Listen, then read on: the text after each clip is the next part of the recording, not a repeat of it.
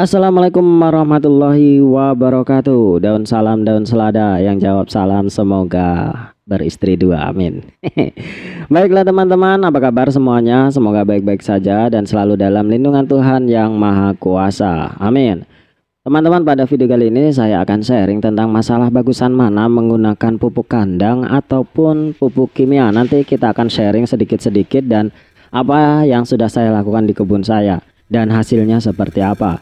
Baiklah teman-teman, seperti biasa saya disclaimer terlebih dahulu. Apa yang saya sampaikan di sini hanyalah merupakan pengalaman pribadi saya yang memang sudah saya terapkan, sudah saya alami, kemudian saya ambil kesimpulan dan saya sampaikan kepada teman-teman. Semoga apa yang saya sharingkan ini bisa bermanfaat kepada teman-teman sesama petani sawit, setidaknya sebagai bahan pertimbangan dan bahan perbandingan dalam tata laksana berkebun kelapa sawit. Baiklah teman-teman, kalau dikatakan bagusan mana antara pupuk kandang dengan pupuk kimia, saya tekankan semuanya bagus. Apakah semuanya harus digunakan? Saya tekankan sekali lagi, kalau bisa iya. Karena apa?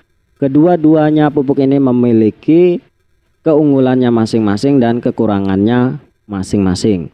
Maka dari itu kita harus pintar-pintar mengetahui tata laksana penggunaan keduanya.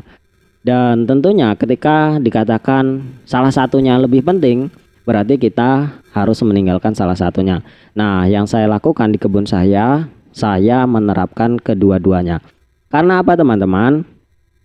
Kedua pupuk ini memiliki kelebihan dan kekurangannya masing-masing. Sekarang kita bicarakan masalah pupuk kimia. Pupuk kimia ini adalah pupuk hasil ekstraksi atau hasil dari rekayasa pabrik. Nah, seperti itu kira-kira teman-teman. Jadi kita tidak mengerti prosesnya seperti apa, diekstraksi dari apa, kita tidak tahu. Yang kita tahu bahwa pupuk itu memang sudah berbentuk pupuk yang mengandung unsur mineral yang memang dibutuhkan untuk tumbuhan kelapa sawit kita. Dan unsur-unsur ini memang benar-benar berfungsi untuk membuat sawit kita ini tumbuh dan berkembang secara baik. Dan kita sebagai petani sawit tentunya mengharapkan kebun kita ini berproduksi secara baik dan kita mendapatkan hasil yang melimpah, sehingga ya kita bisa kaya. Seperti itulah kira-kira teman-teman. Jadi penggunaan pupuk dalam perawatan kelapa sawit itu memang sangat-sangat penting. Ketika kita menanam kelapa sawit tanpa melakukan pemupukan, itu bisa dikatakan sia-sia. Karena apa? Sawit tanpa dilakukan pemberian nutrisi tambahan, maka dia akan berkembang seadanya. Nah, yang seadanya inilah yang membuat kita itu sedikit khawatir dengan kehidupan kita sendiri. Kalau kita ingin lebih maju, kita ingin lebih sukses, tentunya kita harus menyayangi kebun sawit kita dan merawatnya dengan cara yang benar, sehingga nanti kebun sawit kita ini memang benar-benar mencintai kita juga. Oke teman-teman, memang sawit adalah salah satu tanaman yang memerlukan nutrisi cukup tinggi. Berbeda dengan tanaman-tanaman yang lainnya, misalkan durian, karet, dan lain sebagainya. Sawit ini memang tumbuhan yang manja, tumbuhan yang bisa dikatakan susah-susah gampang. Sawit ini memiliki daya tahan tubuh yang cukup baik. Namun, dia juga membutuhkan nutrisi yang cukup banyak. Alam tidak cukup menyediakan nutrisi untuk kelapa sawit ini, apalagi ketika lahan kita berada di tempat yang memang humusnya tidak bagus. Apa kalau di tempat saya namanya tanah tidak pamah ya. Kalau memang tanah subur itu namanya tanah pamah. Meskipun kita melakukan pemupukan minimal, tumbuhan di sana masih bisa tetap tumbuh subur. Misalkan di daerah delta delta sungai, atau memang di daerah lembah seperti itu. Memang di sana terdapat banyak sekali mineral-mineral atau nutrisi-nutrisi yang memang dibutuhkan untuk tumbuhan, atau di daerah yang memang bekas erupsi gunung seperti itu. Namun sawit tidak cocok di daerah yang bersuhu dingin atau bersuhu rendah. Tentunya sawit itu habitatnya adalah di daerah memang dataran rendah dengan suhu yang lumayan cukup panas dan mendapat asupan sinar matahari yang cukup tinggi. Kalau sawit ditanam di tempat yang berbukit, tentunya dia akan mendapatkan sinar matahari itu hanya setengah hari, karena setengah harinya akan terhalang oleh dinding bukit yang sebelahnya seperti itu. Maka sawit tidak begitu cocok di daerah yang pegunungan yang tinggi-tinggi. Kalau hanya sekedar bukit kecil-kecil mungkin masih bisa ditoleransi, tapi kalau memang gunung yang sudah tinggi, tentu sawit tidak bisa tumbuh di sana. Nah, dari situ pun kita sudah pahami bahwa memang sawit memerlukan asupan cahaya matahari yang cukup tinggi. Maka dari itu kita harus memang benar-benar menjaga jarak tanam supaya sawit ini bisa berproduksi secara maksimal karena asupan cahaya matahari yang cukup. Itu teman-teman. Nah, dari lahan yang memang tidak bisa mencukupi kebutuhan nutrisi sawit itu, maka kita sebagai pemelihara atau petani harus memberikan nutrisi tambahan. Nah, nutrisi tambahan ini asalnya dari mana ya? Tentu dari pupuk, baik itu pupuk buatan atau pupuk kimia maupun pupuk-pupuk yang lainnya seperti pupuk kandang. Nah, kelebihan pupuk kandang dibandingkan pupuk kimia, pupuk kandang ini adalah pupuk yang sangat kompleks teman-teman. Pupuk yang memang memiliki segala unsurnya.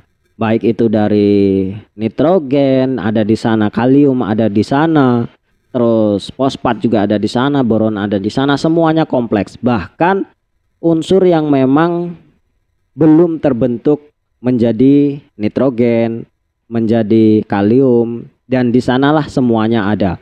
Nah, ternyata alam tidak bisa menyerap nutrisi yang memang belum terpecah.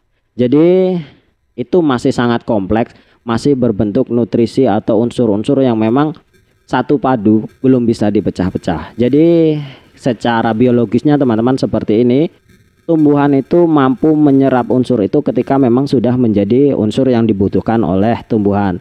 Ketika unsur itu sudah menjadi kalium, sudah menjadi nitrogen, sudah menjadi fosfat dan lain sebagainya. Nah, alam ini memerlukan waktu yang lama untuk memecahkan unsur-unsur itu menjadi unsur-unsur yang memang diperlukan oleh tanaman kelapa sawit atau tumbuhan. Jadi kalau menurut saya, pupuk kandang ini adalah pupuk jangka panjang. Dia tidak akan kehilangan nutrisi dalam jangka waktu yang cepat. Yang kedua, pupuk kandang ini tidak merusak lahan. Jadi tidak ada efek sampingnya dari penggunaan pupuk kandang. Mungkin kalau ada orang mengatakan bahwa ada beberapa pupuk kandang yang akan menghasilkan jamur, mungkin itu efek sampingnya. Namun selebihnya tidak ada efek samping dari penggunaan pupuk kandang. Dan pupuk kandang ini memang efeknya akan terlihat lama, maksudnya efeknya tidak instan, namun efeknya juga akan bertahan dalam jangka waktu yang panjang. Mungkin pupuk kandang ini bisa sampai bertahun-tahun masih bisa menghasilkan nutrisi untuk tanaman kelapa sawit kita. Nah, kalau pupuk kimia tentu sebaliknya teman-teman. Pupuk kimia ini yang pertama mudah larut, mudah menguap, dan mudah diserap. Jadi efeknya instan. Mungkin ketika kita menebarkan pupuk kimia, efeknya itu akan terlihat dalam jangka waktu 1 minggu, 2 minggu, atau 1 bulan itu sudah terlihat efek dari kita penerapan atau pengaplikasian pupuk itu. Nah, bagaimana cara mengaplikasikannya? Kalau saya seperti ini yang saya terapkan di kebun saya teman-teman, mungkin bisa dicontoh.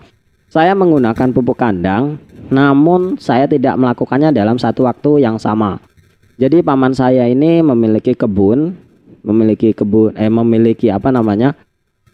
binatang peliharaan berupa kambing. Jadi setiap saya panen, beliau kasih saya kasih 100.000, dan dia selalu mengumpulkan intil wedusnya itu atau tahi kambingnya itu, dan kemudian dibawa ke kebun saya. Jadi setiap sekali saya panen 2 minggu sekali saya kasih 100.000, kadang 50.000 ya seadanya seperti itu.